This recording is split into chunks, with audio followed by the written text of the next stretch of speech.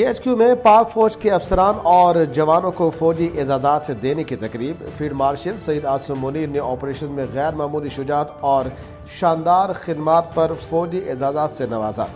تقریب کے دوران مختلف فوجی اعزازات بشمول 50 ستارہ امتیاز ملٹری اور 12 تمغہ بصالت عطا کیے گئے۔ فیلڈ مارشل نے کہا، شہداء اور غازی قوم کا لازوال فخر ہیں، ان کی عزت اور قربانی ہر پاکستان کے لیے مقدس امانت ہے۔ مادر وطن کا امن و امان اور شہداء کی عظیم قربانیوں اور غیر متزلزل لگن کا مرہون منت ہے۔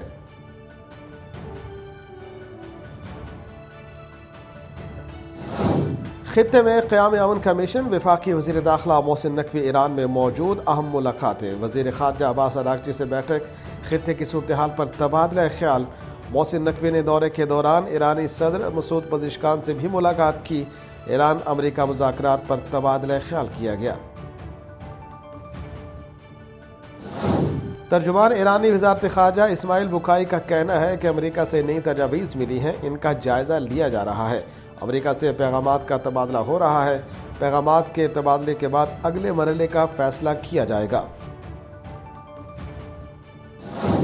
معاہدہ ہونے تک ایران کو کوئی ریلیف نہیں دیا جائے گا، ایران کا جواب کا چند دن تک انتظار کریں گے۔ امریکی صدر ڈونلڈ ٹرمپ کی میڈیا سے گفتگو، کہا ایران میں ذہین لوگوں کے ساتھ رابطے میں ہیں، دیکھنا چاہتا ہوں ایرانی قیادت اپنے لوگوں کا بھلا چاہتی ہے یا نہیں۔ ایران کے ساتھ معاملات میں جلد بازی نہیں کریں گے، تہران ڈیل کر لیتا ہے تو یہ سب کے لیے اچھا ہوگا، ہم کوئی بھی کارروائی کرنے کے لیے تیار ہیں۔ ایران سے امن معاہدے کی تجویز پر ٹرمپ اور نیتن یاہو کے درمیان تلخ جملوں کا تبادلہ، دونوں کے درمیان آئندہ کے لائحہ عمل پر اختلاف۔ امریکی نیوز ویب سائٹ ایکزیوس کا دعویٰ، رپورٹ کے مطابق نیتن یاہو مذاکرات کے حوالے سے شدید شکوک و شبہات رکھتے ہیں، وہ ایران کی عسکری صلاحیت کو مزید کمزور کرنے اور جنگ دوبارہ شروع کرنے کے حامی ہیں۔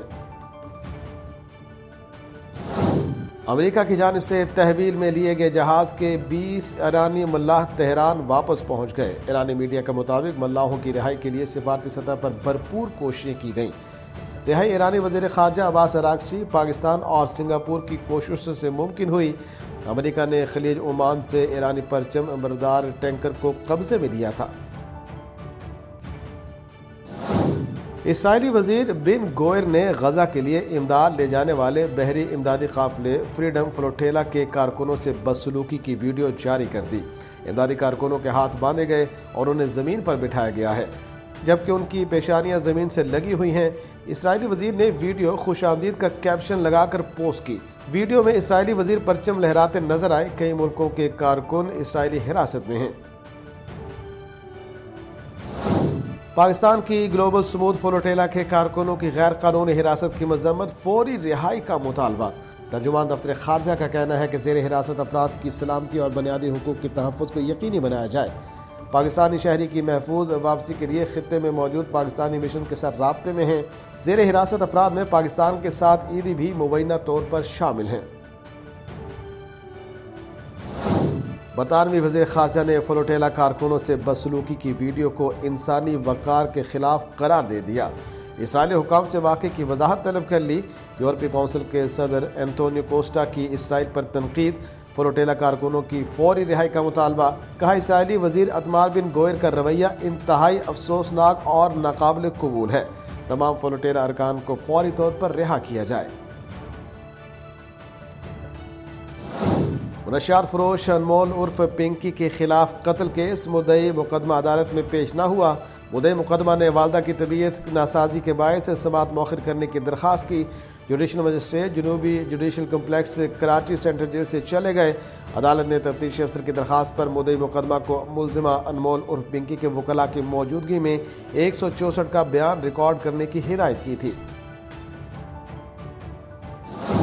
امریکہ اور اسرائیل کے ایران میں رجیم چینج کے خفیہ منصوبے کا انکشاف۔ امریکی اخبار نیو یارک ٹائمز کی رپورٹ میں دعویٰ، کہا امریکہ اور اسرائیل نے سابق ایرانی صدر احمدی نیاد کو حکومت میں لانے کا منصوبہ بنایا تھا۔ ٹرمپ اور نیتن یاہو کے درمیان اس منصوبے پر ابتدائی مشاورت ہوئی۔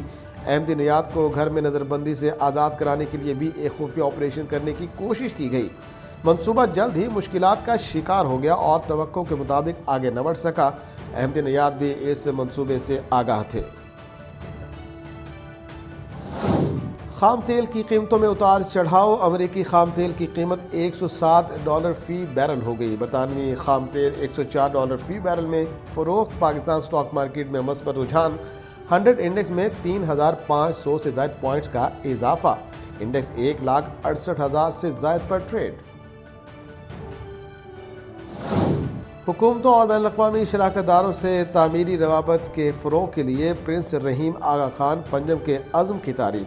وزیر اعظم کی جانب سے پرنس رحیم آغا خان پنجم کے اعزاز میں ناشتے کی تقریب۔